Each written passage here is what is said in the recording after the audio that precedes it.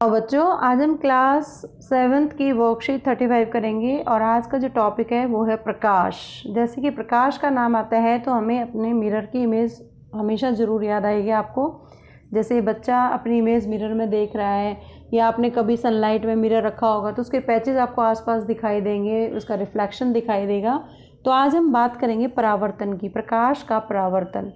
अपने 7th class में एक जिज्ञासा होती है कि प्रकाश हमेशा सीधी रेखा में गमन करता है, उसका रास्ता सीधा होता है, लेकिन मन में बार बार ये भी सवाल आता है कि जब प्रकाश किसी चमकदार या बहुत ही चमकीली या पॉलिश सरफेस पे गिरेगा तो क्या होगा। तो इस चीज़ को आप एक एक्टिविटी के माध्यम से इसको ड्रॉ कर सकते हैं। अपने शिक्षक की हेल्प से आप पता कर सकते हैं कि आपको जानने के लिए क्या चाहिए। एक चमकदार सतह, अत्यधिक पॉलिश की गई सतह या दर्पण होती है। सबसे पहले एक समतल पृष्ठ से परावर्तन, उसके लिए आप क्या एक्टिविटी दर्शाएंगे कि एक समतल अगर कोई पृष्ठ है, पेज है, आपको क्या करना है। इसके लिए इस गतिविधि में एक टॉर्च लीजिए और कांच को चित्र 3 में दर्शाए अनुसार काले रंग के चार्ट पेपर पर के टुकड़े से ढक दीजिए, जिसमें 3 संकीर्ण स्लिट बनी हुई हैं। 3 स्लिट बनी हुई है इसके अंदर, आप देख रहे हैं। लकड़ी के किसी चिकने बोर्ड पर एक अन्य चार्ट पेपर की शीट फैलाइए। चार्ट पेपर पर समतल दर्पण की एक पट्टी को ऊर्ध्वाधर मतलब वर्टिकल स्थिति में आपको रखना है। जब टॉर्च से प्रकाश की किरणें पुंज को स्लिट्स के साथ दर्पण पर गिरेंगी तो टॉर्च को इस प्रकार रखें कि उसका प्रकाश बोर्ड पर चार्ट पेपर के साथ दिखाई दे। तो इस स्थिति में आप क्या देख रहे हैं कि प्रकाश दर्पण एक कोण बनाते हुए टकराते हैं और उसी कोण से, जैसे ये अगर रे आ रही है तो ये वापस उसी एंगल से आ रही है, ये रे यहाँ है तो ये उसी, आप देखोगे कि जो आपतित और परावर्तित किरणें हैं उनका एंगल सेम होता है। तो निष्कर्ष क्या निकाला सबसे पहले कि जिस एंगल से, मतलब जिस भी कोण से दर्पण पर जब कोई प्रकाश किरण गिरती है तो वो उसी कोण से वापस चली जाती है टकरा कर। इसका मतलब वो अपनी दिशा बदल लेती है। और जब दर्पण द्वारा प्रकाश की दिशा का यह परिवर्तन प्रकाश का परावर्तन कहलाता है। और दर्पण से प्रकाश का परावर्तन और परावर्तित प्रकाश को हम देख पाते हैं।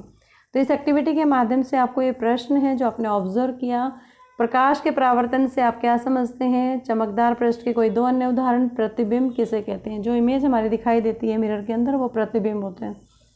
Now the time for the English medium students, and today's worksheet is worksheet 35 for the class 7th, and you also understood the concept today what we are going to study. You have seen 2 pictures in the worksheet.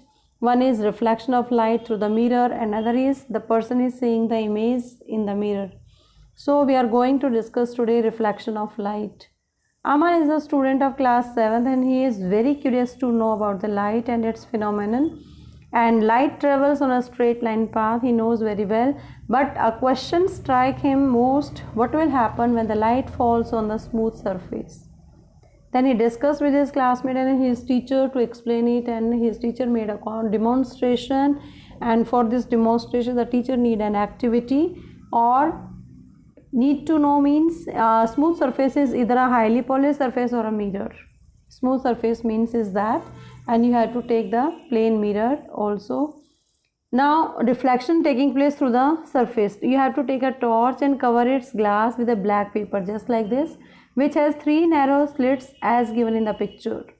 Now spread a sheet of the chart paper on a smooth wooden board. Fix a plain mirror strip vertically on the chart paper. Now direct the beam of light on the mirror from the torch with slits. Now place the torch in such a way that its light is seen along the chart paper on the board. Now adjust its position so that the light from the torch strikes the plane mirror at an angle. Now through this activity, what conclusion we have reached? First of all, a mirror changes the direction of the light that falls on it, and this change of direction by the mirror is called reflection of light. So through this activity we are able to see the reflected light from the mirror. You can see when any light incident on it, then you can see if this ray is going this, then reflection is taking place. Now in this way reflection is going on. So you can see the reflection of light, and this change of the mirror is called reflection of light.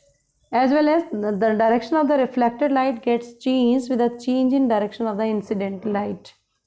So the angle between the incident ray and the reflected ray always same due to reflection, due to the laws of reflection of light.